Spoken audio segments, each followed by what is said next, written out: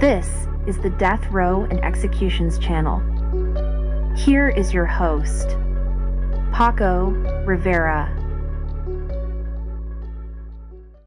Welcome back to the Death Row and Executions channel. I'm Paco Rivera.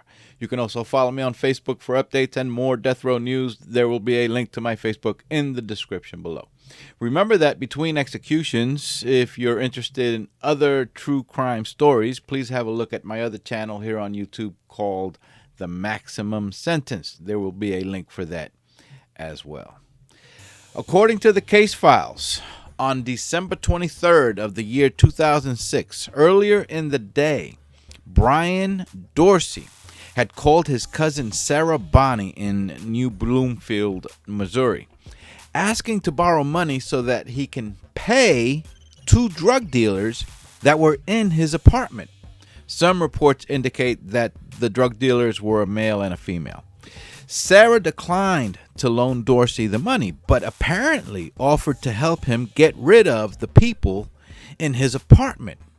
Sarah's husband, Benjamin Bonney, known more as simply Ben, called a friend named Darren Carroll and told him that he needed help getting two people to leave Dorsey's apartment.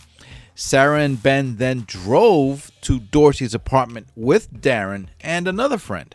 After the two drug dealers left the apartment, Brian Dorsey went with Sarah and Ben and the other two men back to Sarah and Ben's home. Sarah's 4-year-old daughter, Jade Marie, was also there by that time after having been dropped off by her grandmother, Sarah's mother, Diane Mosier. For some reason, some reports show the 4-year-old girl as Ben and Sarah's niece, but documentation from family shows that she was, in fact, Ben and Sarah's daughter, not niece. Several more friends had gathered at the home that day, and they all spent the evening drinking beer and shooting pool at a pool table in the garage. A shotgun that was lying on the pool table was moved away so that they can play. Later that night, after everyone had left and while everyone else in the house was asleep, Brian Dorsey went to the garage and retrieved the shotgun that was in there. He then went back in the house and then shot and killed both his cousin Sarah and her husband. This is so sick, he then sexually assaulted Sarah's deceased body. Brian Dorsey would later say that he had drank about 10 beers that night and vodka also from a bottle. Dorsey then took Sarah's Social Security card from her wallet and scattered the remaining contents of the wallet beside her body. He stole various items from the home and then he poured bleach on Sarah's torso, genital, and thighs. Dorsey left the home in Sarah's car, so he stole the car too.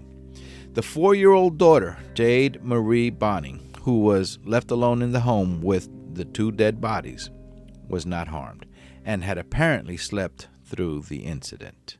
Brian Dorsey then drove to Jefferson City and met with a woman at her home, arriving in Sarah Bonney's car to get that woman to loan him money to buy drugs.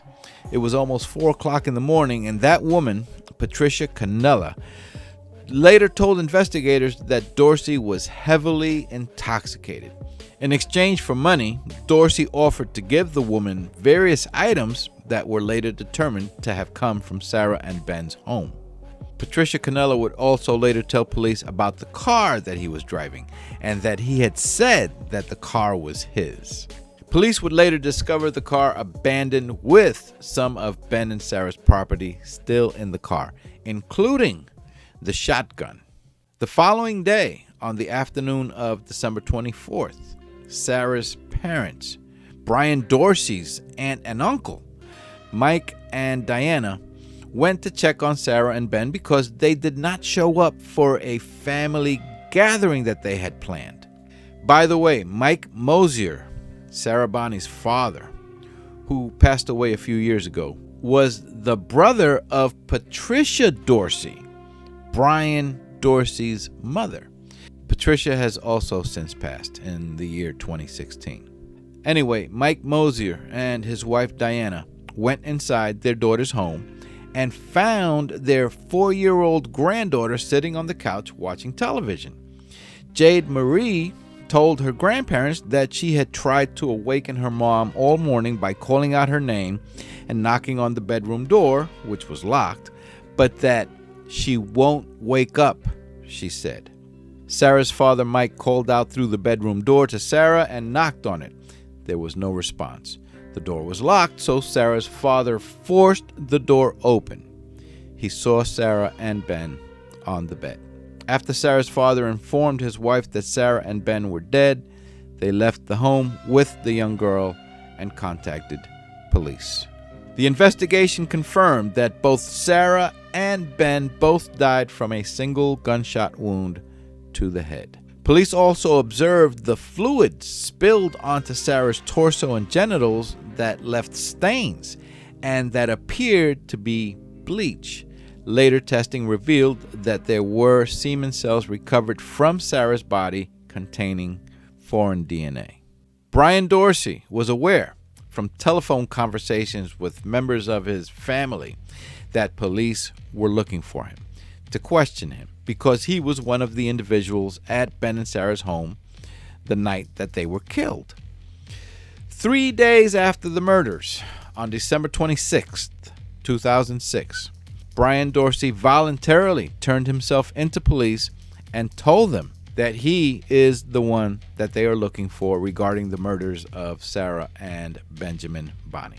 And DNA recovered from Bonnie's body confirmed it. 2 years after the crime, Brian Dorsey pleaded guilty to 2 counts of first-degree murder. A jury recommended sentences of death for each murder, and the judge agreed. Sarah's parents, Mike and Diana Mosier, ended up raising their granddaughter, Jade Marie Bonney. Looking at her Facebook, we can see that she is now in her early 20s, and I found it interesting that her latest profile picture, where she appears to be with her parents when she was a little girl, the picture is captioned with a Justice for the Bonnies hashtag, as well as a No Clemency hashtag, surely referring to the upcoming execution scheduled for Brian Dorsey and hoping that any clemency for him is denied. At this moment, if nothing changes, the next execution scheduled to take place after Brian Dorsey is that of Wade Lay in the state of Oklahoma. I already did a video on the case of Wade Lay back in 2021 when he had an execution scheduled that year.